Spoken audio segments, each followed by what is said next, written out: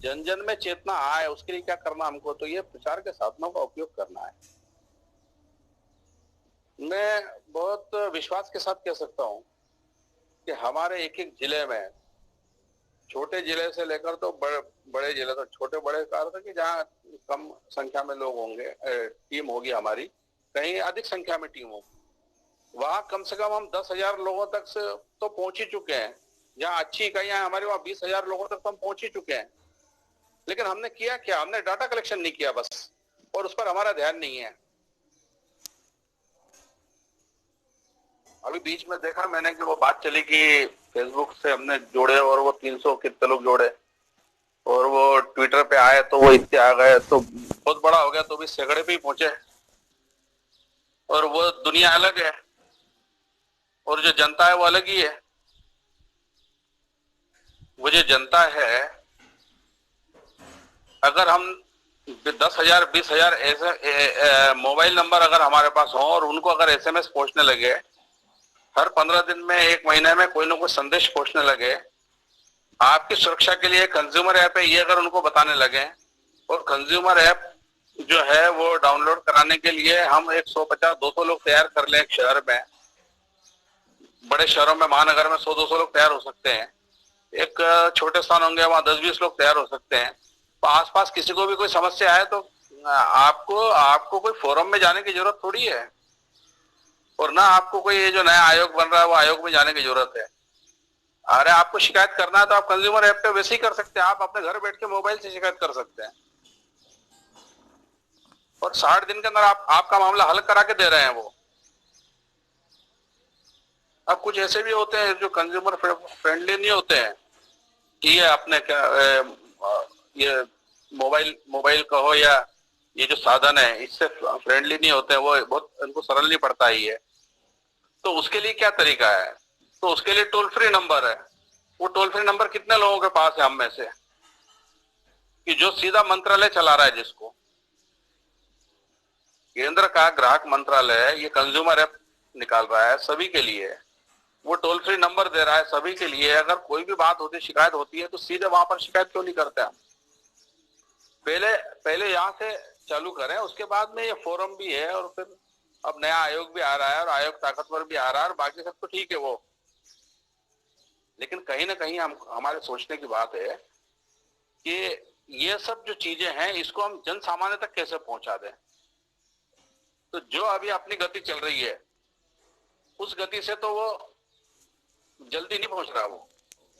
इसलिए हमारा जो प्रचार विभाग है, वो प्रचार विभाग जो है ये कंज्यूमर मूवमेंट को कैसे जन्म देगा, ग्राहक आंदोलन को कैसे जन्म देगा, ये कहीं ना कहीं सोचने की जरूरत है हमें।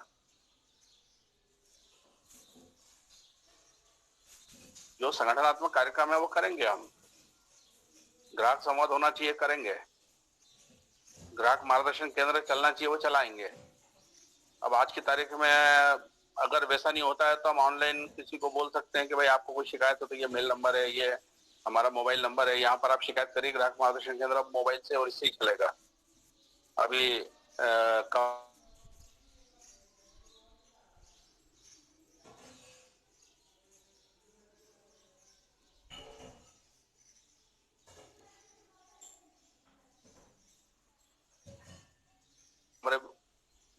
कमरा नहीं खोलेंगे, अभी ये हो सकता है अभी परिस्थिति के कारण, लेकिन ये सारे विकल्प हमारे तैयार करना है उसके लिए। तो इसमें हम कितनी बड़ी भूमिका निभाते हैं, मुझे लगता है कि वो ग्राहक आंदोलन है।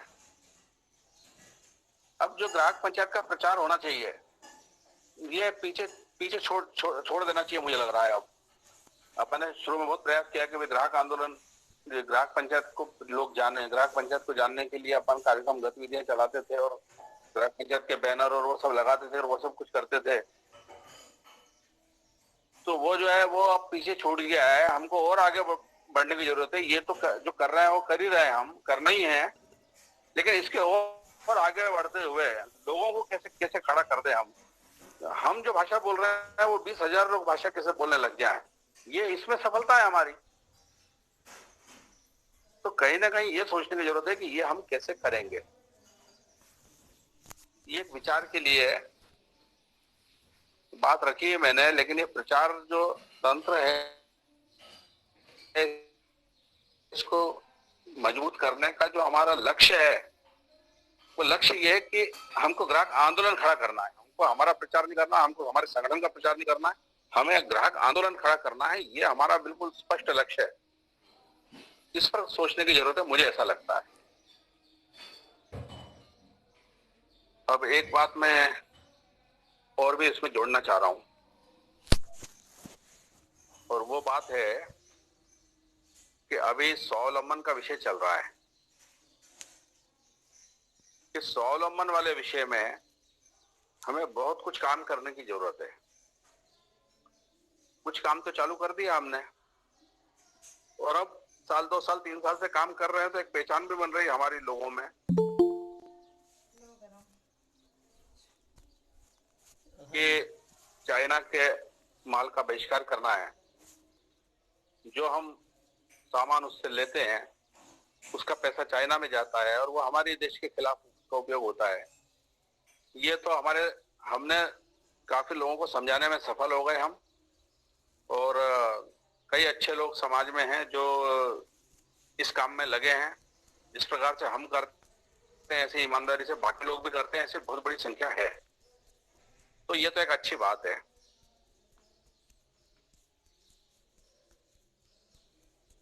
लेकिन हमको और आगे सोचने की जरूरत है कि जैसे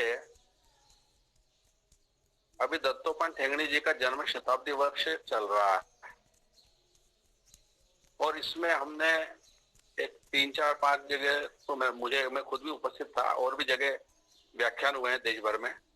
उसमें ग्राम पंचायत ने भी भूमिका निभाई है। फिर बाद में ये कोरोना के कारण थोड़ा सा वो उसमें थोड़ा धक्का लगा उसमें, लेकिन फिर भी उनके विचारों को हम देखेंगे तो क्या ध्यान में आता है कि हमें कोई तीसरा रास्ता चाहिए। ये कम्युनिज्म की जो व्यवस्था है ये फेल है, इससे लोगों का कल्याण नहीं हो सकता। ये पूरी बनावटी व्यवस्था है।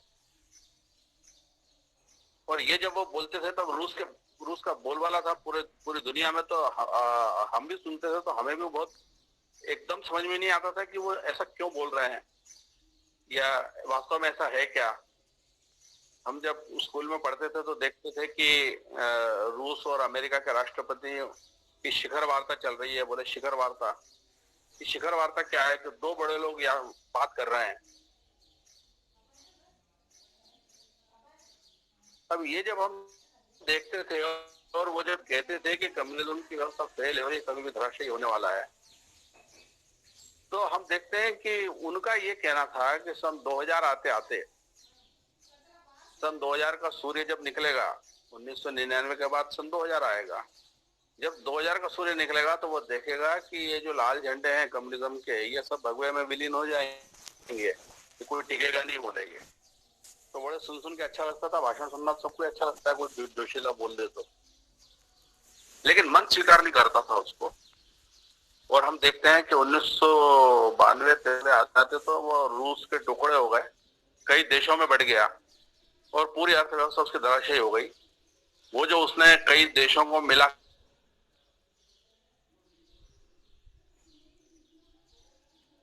वो बनाया हुआ था, एक अपना एक आभामंडल बनाया हुआ था, वो आभामंडल को, और आज फिर वो नए सिरे से खड़ा होने का प्रयास कर रहा है। उसकी जगह चीन ने लेने की कोशिश की, लेकिन आज हम देखते हैं कि कोई भरोसा नहीं है कि देखते देखते हमारे आंखों के सामने है, और कुछ ही समय में चीन धराशायी हो जाए, कोई भरोसा नहीं है। आज पूरी दुनिया जो है उसके खिलाफ लामबंद हो गई है। जिस प्रकार से वो पूरी दुनिया को नुकसान पहुंचाने के एक नए प्रकार का कोई वायरस पैदा करके और पूरी दुनिया को परेशान करके और पूरी दुनिया के इकोनॉमी को ध्वस्त करके और अपनी इकोनॉमी को का वर्चस्व बनाना चाहता था, इसलिए पूरी दुनिया जिस प्रकार से एकजुट हो गई है, और भाग्य से कहें या संयोग से कहें या जो भी तपस्या जो हुई है भारत में उसके कारण कहें कि आज इस पूरे उसमें लीड भारत करता हुआ दिख रहा है हमें, कि पूरी दुनिया की अर्थव्यवस्था को संभालने के लिए भारत लीड कर रहा है, और पूरी दुनिया को यह समझा चुका है भारत की किस प्रकार से चाइना से वो करने की जरूरत है। तो हम देख रहे हैं कि आज अमेरिका से लेकर बाकी यूरोपीय देशों से लेकर ऑस्ट्रेलिया, इटली, जो उसका दोस्त था चाइना का, वो भी आज उसके खिलाफ खड़ा है। और उसकी इकोनॉमी को ध्वस्त करने के लिए किस प्रकार से प्रयास कर रहे हैं। और अभी कल एक समाचार आया था कि वहां की जो नेशनल बैंक है चाइना की, उसने जो रिपोर्ट दी, उस रिपोर्ट के आधार पर 9 राष्ट्रीय एजेंसीज को, जिसमें 4 ये बीमे से संबंधित हैं, बाकी कुछ बैंकों से संबंधित हैं, ऐसी एजेंसियों को सरकार ने अपने हाथ में ले लिया है वहां पर, क्योंकि उनको लग रहा है कि ये अगर धराशायी हो गई तो चाइना तुरंत धराशायी हो जाएगा, एकदम वो अपने पैरों पर खड़ा नहीं रह पाएगा। और तब जैसे छोटे छोटे देशों को उसने परेशान करके अपने यहाँ मिला के रखा है, वो चाइना के भी वैसे ही टुकड़े होंगे जैसे रशिया के हो रहा है। इस प्रकार का दृश्य आज हमको दिखाई दे रहा है। अब यही है कि हमारे द्वारा उसको सहायता नहीं मिले और बल्कि हमारे द्वारा प्रहार हो उस पर, इसकी जरूरत है। उसके लिए जो जो कुछ करना है सरकार अपने हिसाब से प्रयास करती है, उसकी एक सीमा मर्यादा रहती है। समाज जो चाहे वो कर सकता है। उदाहरण जापान ने दिया है कि जापान के अंदर 98% कारें, ये जापानी कारें ही बिकती हैं। 2% बाहर की कारें लोग खरीदते हैं। वो कौन लोग खरीदते हैं? जिनके पास 2 जापानी कारें पहले से हैं। वो तीसरी कार अगर उसको खरीदना है एक व्यक्ति को, तो फिर वो सोचता है कि चलो एक दूसरी कार ले लें कोई। ये कारण है कि 98% लोग जब खरीदारी ही वो करते हैं तो दुकान सबकी रहेगी, लेकिन खरीदारी अगर वहां से नहीं होगी तो ध्यान में आता है कि ग्राहक कितना ताकतवर है कि पूरी अर्थव्यवस्था को अपने इर्द गिर्द केंद्रित रख सकता है वो। और इसलिए हमने कहा है कि बहिष्कार सबसे बड़ा अस्त्र है हमारा। ग्राहक को मिला हुआ सबसे बड़ा हथियार कौन सा है? वो बहिष्कार का हथियार है।